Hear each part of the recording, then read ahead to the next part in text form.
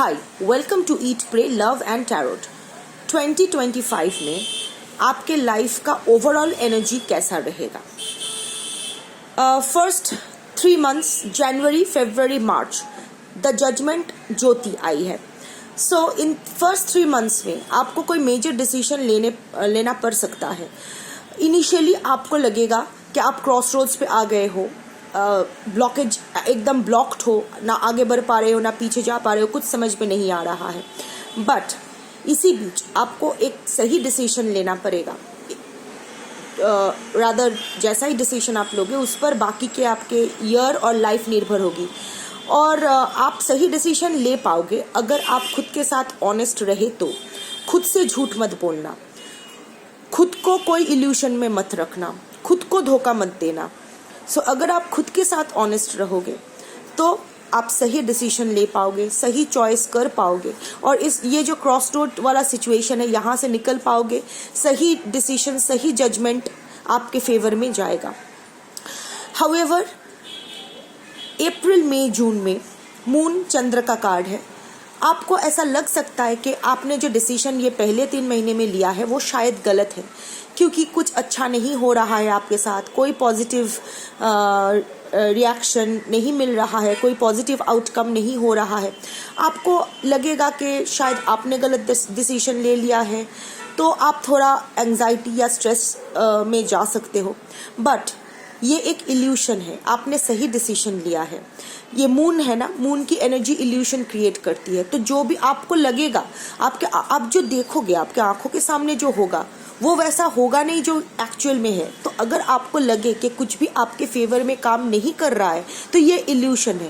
Actual में ये आपके फेवर में काम कर रही है, बस आपको दिखाई नहीं दे रहा है। So the solution to go through this is चलते रहो, अपने डिसीजन पे खुद पर यकीन रख के चलते रहो। क्योंकि अप्रैल में जून जुलाई अगस्त सितंबर में फूल का कार्ड आया है, विदूषक का कार्ड आया है, विच सिग्निफाइज न्यू बिगिनिंग्स। आप अपने अनकन्वेंशनल थिंकिंग से सॉरी ये जो डिसीजन लिया है ना, इसका जो रिजल्ट है ये जुलाई अगस्त सितंबर में आपको मिलना शुरू होगा। जो आपने यहाँ बोया है उसका हार्वेस्टिंग इन 3 महीने में होगा। बहुत खुश रहोगे आप, बहुत पैसा आएगा आपके हाथ में, अबांडेंस आएगी, आप एकदम मस्त मौला बन जाओगे। लाइक आपको लगेगा कि आप जो भी छू रहे हो वही सोना बन रहा है।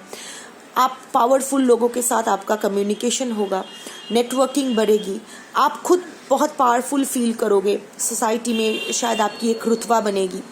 जो भी है एक नई बिगिनिंग, एक पॉजिटिव बिगिनिंग होगी। बट लास्ट 3 महीने में थोड़ा सावधान रहना, दैट इज अक्टूबर नवंबर दिसंबर। क्योंकि ये जो उसके पहले के जो 3 महीने में आपने जो पैसा और पावर कमाया है ना, उसके नशे में आप इतना डूबे रहोगे कि गलत रिलेशनशिप्स, गलत सिचुएशन, गलत आदत डाल लोगे।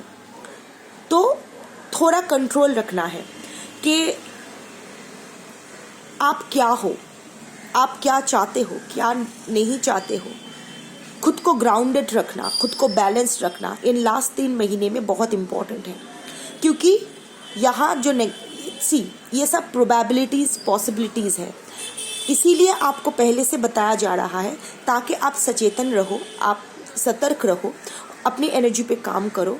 और अगर आपके सामने ये टेम्पटेशन आए तो आपको ये समझ में आए कि हाँ ऐसा ही होने वाला है, पर मुझे इस टेम्पटेशन में नहीं पड़ना है। पैसा है, पावर है, पर वो ही सब कुछ नहीं है, वो भी टेम्पररी है, सब कुछ टेम्पररी है। खुद को बैलेंस करके रखना पड़ेगा। ओवरऑल एनर्जी जो बॉटम ऑफ द डेक वो स्ट्रेंथ भीमा का आया है।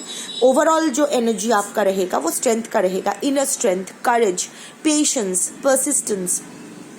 आप खुद के अगर कंट्रोल, अगर खुद के जो खुद पर अगर एक सेल्फ कंट्रोल, एक सेल्फ डिसिप्लिन ला पाओगे और अगर साहस के साथ आगे बढ़ पाओगे, ना बोलने के लिए भी बहुत साहस चाहिए होता है।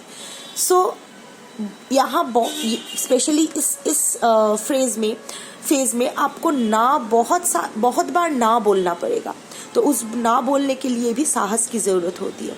तो वो साहस आप में अगर लाओगे, वो स्ट्रेंथ लाओगे, अपने ऊपर कंट्रोल लाओगे कि हाँ ठीक है, मेरे पास बहुत सारे ऑप्शंस एंड चॉइसेस है, पर मुझे क्या चाहिए मुझे पता है ठीक है, मैंने मेहनत की है, पैसा आया है, पर वो पैसा ही सब कुछ नहीं है, क्योंकि एक टाइम ऐसा था जब मेरे पास कुछ नहीं था, अब है।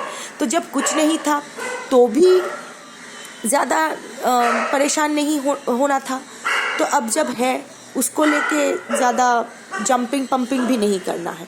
सो ओवरऑल यही है, अगर आप खुद के ऊपर कंट्रोल रख पाओगे तो 2025 आपके लिए अबांडेंस विश फुलफिलमेंट लाएगी। अगर सेल्फ कंट्रोल नहीं रख पाओगे तो भी ये अबांडेंस और विश फुलफिलमेंट लाएगी, बट जाते जाते ये आपको बम्बू मार के जाएगी। रेस्ट आपके ऊपर है।